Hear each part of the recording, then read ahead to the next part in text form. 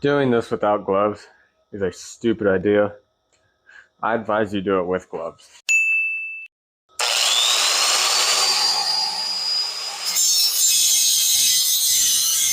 And, you know, maybe some glasses too. I left mine at my house, so I'm too lazy to go all the way back. That is our throttle cable bracket. No, I'm not going to touch that because it's like most likely going to be really hot. That right there is kind of dang. It's going to be tight, man. It's going to be tight, and boom, it works. So this really low-key kind of sketchy, but it's the only option I have, and I'm on a time crunch. So realistically, it's the only option I have. So I'm just going to get a nut, slap it on there, and yeah, we're going to call it a day with that. Oh, look at how beautiful that is, though. That red. Gonna look good in a couple minutes. We got our mounting plate. Ended up switching these studs because I had to, really. That's the only reason, because it only came with 2 of these, so I had to go and find one that actually fit, and there was only one in this whole freaking shop that actually fits these studs. So I had to swap this stud. I wanted to keep it up here because when the throttle cable pulls, it's going to apply pressure back like this. But, you know, you got to do what you got to do. I'll figure something out eventually for that. So we actually made it somewhere with that. Went ahead and got both the throttle and the kickback cable for the transmission back on. Getting closer and closer. I got the exhaust bolted up. I got the starter wires hooked up and everything. Now I hear the click. It's ready to go. All I got to do is hook up the spark plugs, the coils. Well, other than put oil on it, I got to put in the torque converter bolts still. I keep forgetting about that. I have to do that. Cannot forget. And the way I'm going to do that is I got one in, right?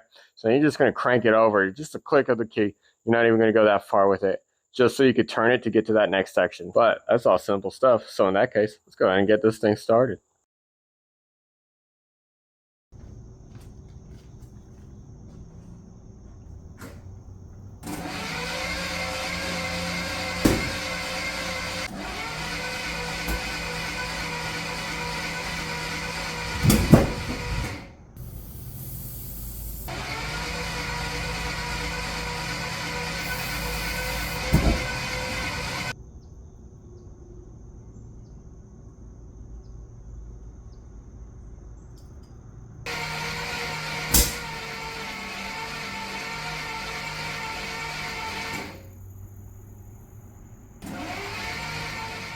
At this point, clearly there is an issue with it. I really just didn't want to accept it yet.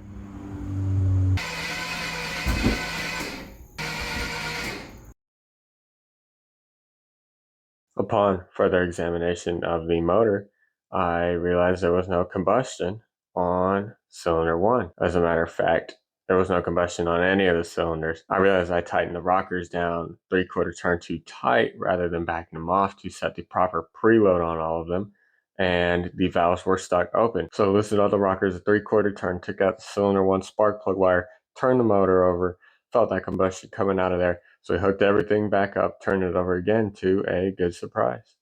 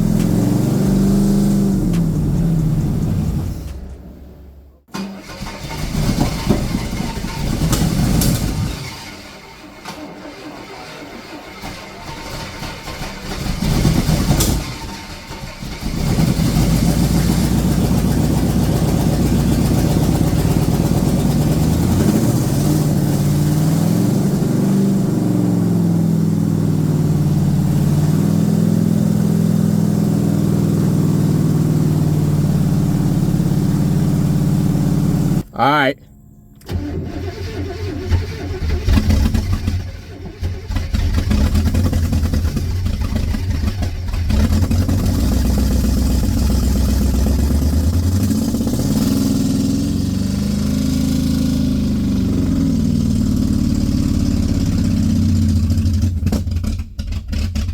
Something else is the matter.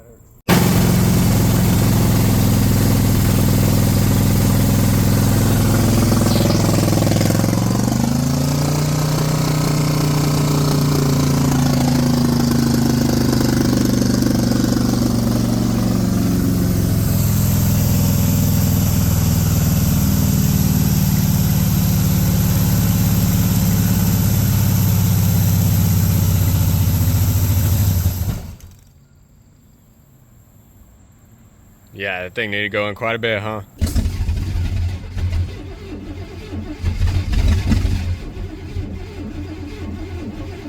All right, one more time, more fuel probably. All right, here we go.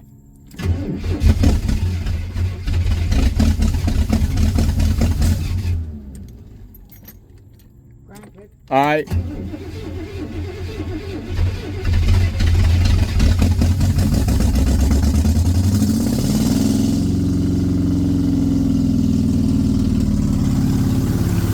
You want me to tighten it? Okay.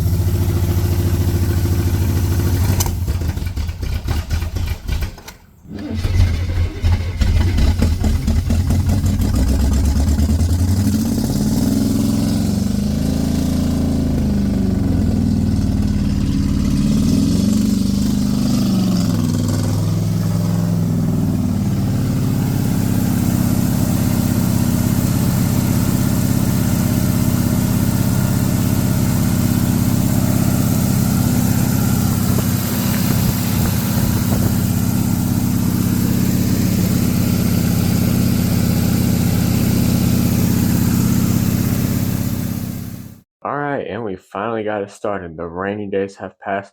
The stress is over. The car is running. It's not perfect. I noticed there was a weird fluid coming out of either the bolt holes or from under the carburetor, flowing down the intake. But we're going to take a look at that as we go along too. I have a feeling the intake just isn't seated all the way because it's missing that one stud. But like I said, we're going to figure out all the problems with it and we're going to get it wrapped up all at once. We still got to do some little bit of tuning on it, but we're getting there. This concludes Blood, Sweat, and Tears. It really wasn't, it's just stressful, irritating, but we finally got there. It's all complete now. I'm going to show you some different things in the next video when it comes to the fine-tuning the carburetor and whatnot, kind of timing it just a little bit better because it's still a little off. I can show you those timing marks when that time comes around. You've seen it, I've seen it. We got this car running and it sounds great. You heard it at the low idle when it was struggling a little bit. Can't wait to hear that chop, waiting at stoplights and whatnot. I'm so excited, honestly. This is the first car I've built, and granted, it's not even 50% of the way done. It's somewhat done for me, and it makes me happy. So if you enjoyed the series, leave a like and subscribe for more videos like this in the future, and I will see you in the next video.